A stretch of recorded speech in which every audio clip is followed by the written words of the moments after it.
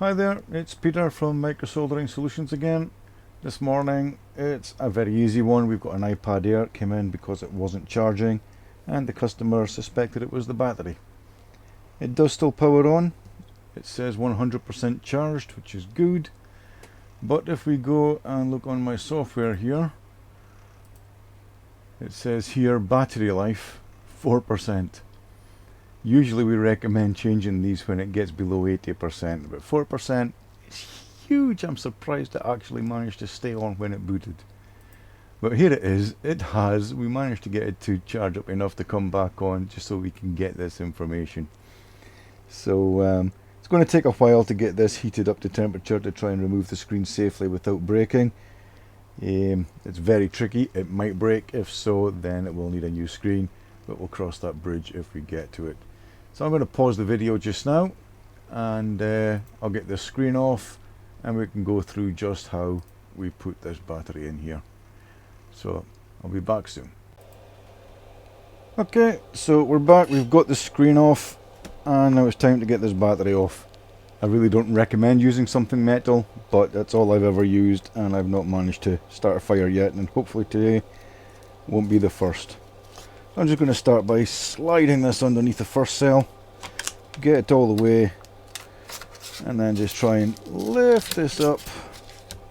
There we go. Now we've got that away, we can get under the second one and just get across there. Now be very careful, you've got your headphone flex here as well as your front camera. And just trying to lift that up, there we go. And now we'll go down the way again, just to try and get under this. Now I need to lift the logic board because that's pressing down on the battery. There we are. And now I've done that, I should be able to slide the battery out. And there we have it. I have got another battery on charge. I don't know how good it is, but we'll find out in a minute. I'm not going to stick this down yet. I want to see how it plays out. See how it charges, if it charges. So I'm going to go in under this way here just to lift this up so that this can go into the slot. That looks good, and we'll screw that down and we'll see just what sort of current it's taking. I was wearing gloves for this because this is very hot. It was heated up to 72 degrees just to soften up the adhesive there. Right, that's the battery screwed down, and now I want to see if it's going to boot. Well, not boot, sorry, just charge just now.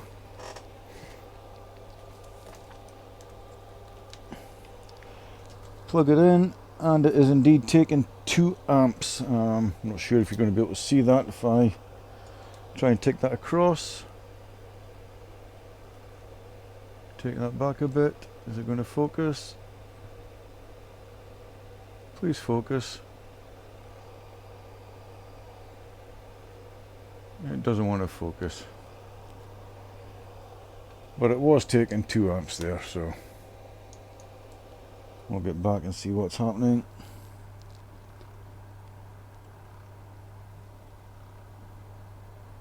And now it's dropped down to 0.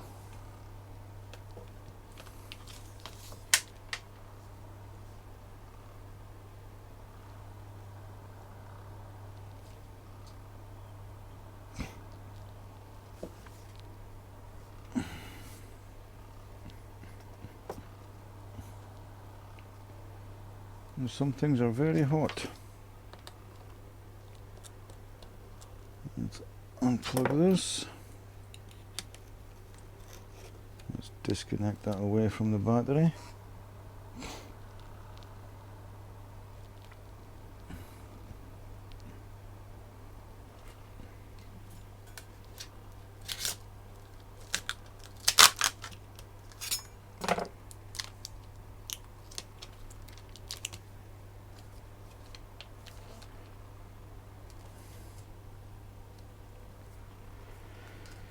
What voltage am I getting on the battery here? plus and minus, and it's 3.56 volts.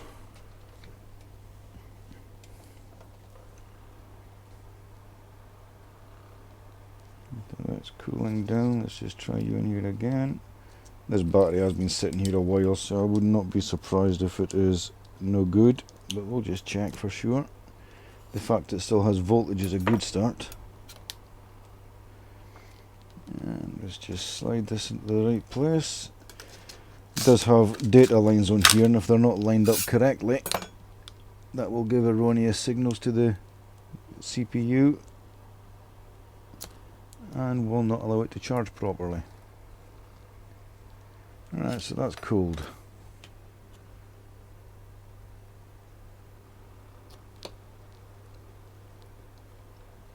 Right, plug that down, see if things start to get warm again.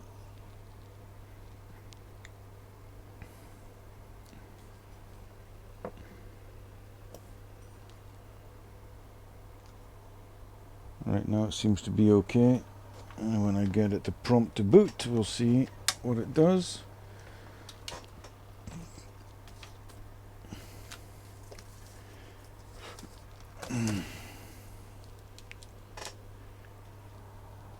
Again, we're taking 2 amps.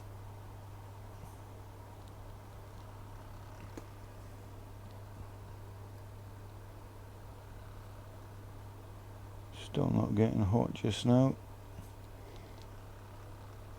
but I imagine that the system is booting up. It's dropped to 0, which it usually does when it gets to a certain stage in boot up, and then it should start to charge again.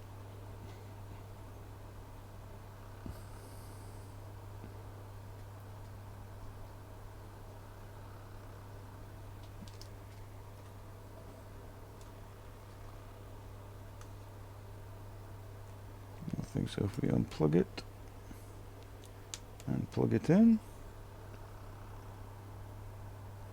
yeah, no, that's starting to get really hot.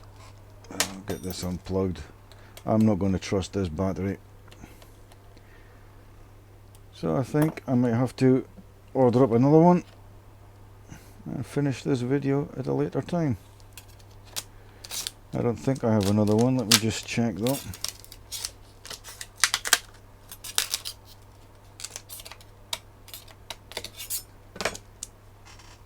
Let's just put that aside.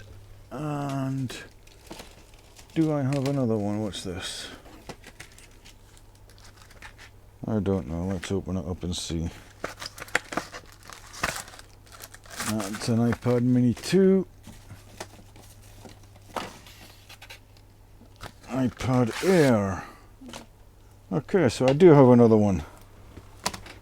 Let's see what charge this one has in it.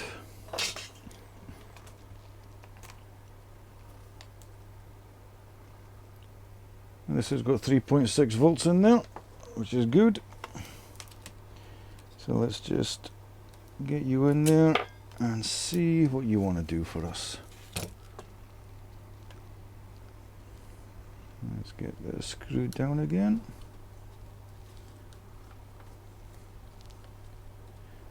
I don't think that's lined up correctly.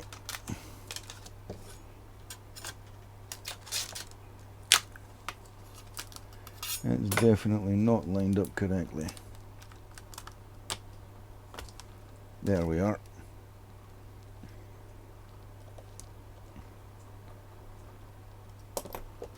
And get the charger back in here.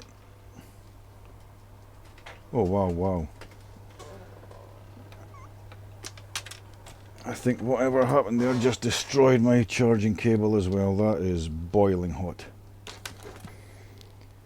Okay, let's get another one.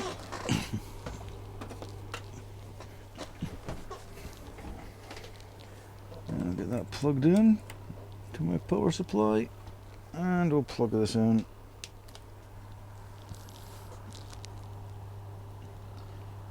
Again, that's taking 2 amps.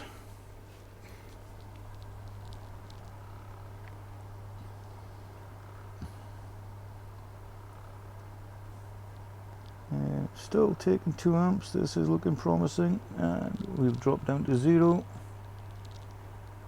as we expect it to do.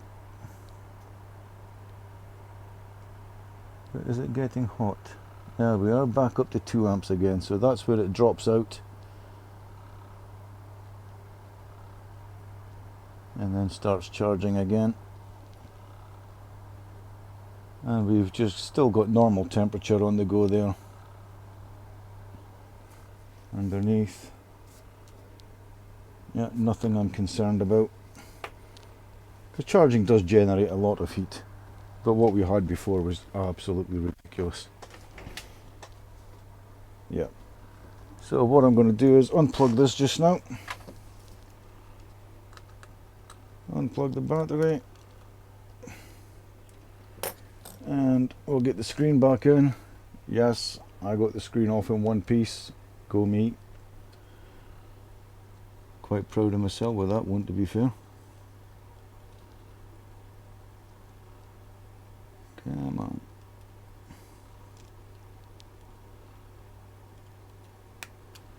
There you go. And with the digitizer, I'll use my microscope just to prop this up.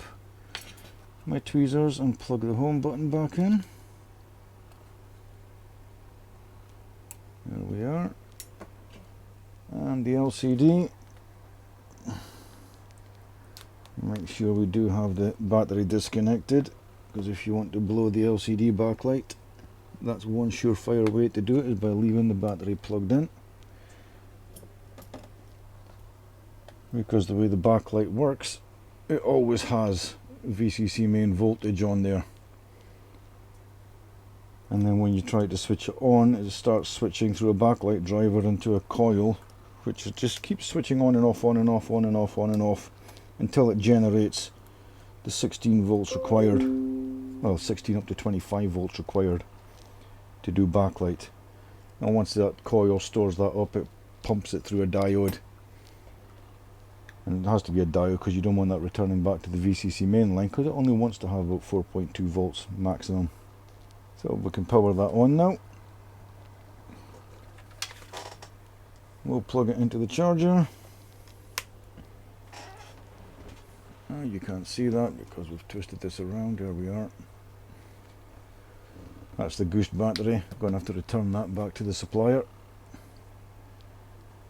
Sometimes that happens. You can't control it. You're going to get a bad apple out of every bunch now and again. It is just life.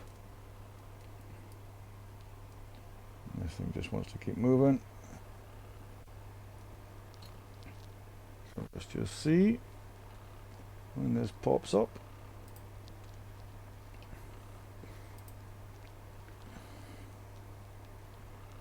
Then I'll be able to check on my software again to see what the battery health is on this. If you remember when we started the video, it was at 4%.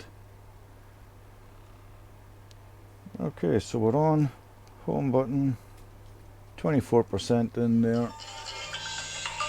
Of course, somebody wants to phone me, so I'll be back in a second.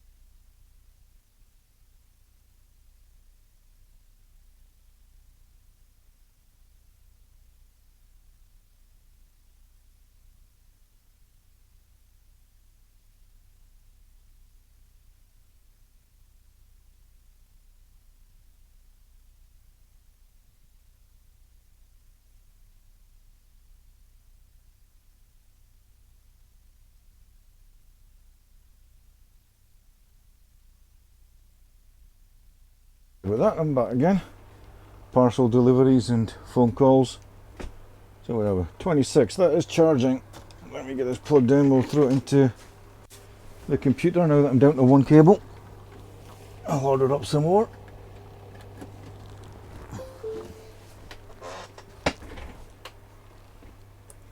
Alright, so let's just see what 3utils is saying now. And we'll just put that onto desktop and on here. And as you can see, we now have a battery health of 100%. It doesn't say it there. 0 times charge, battery life 100% as opposed to that 4% earlier on. So this battery is good. I'm going to get that fitted, put the iPad back together, and that will be that. So yeah, my name is Peter, this is Micro Soldering Solutions. If you've got any repairs that you need sorting out, bring them in, we'll get them done. If they're interesting, we'll make a video. So until next time, bye bye.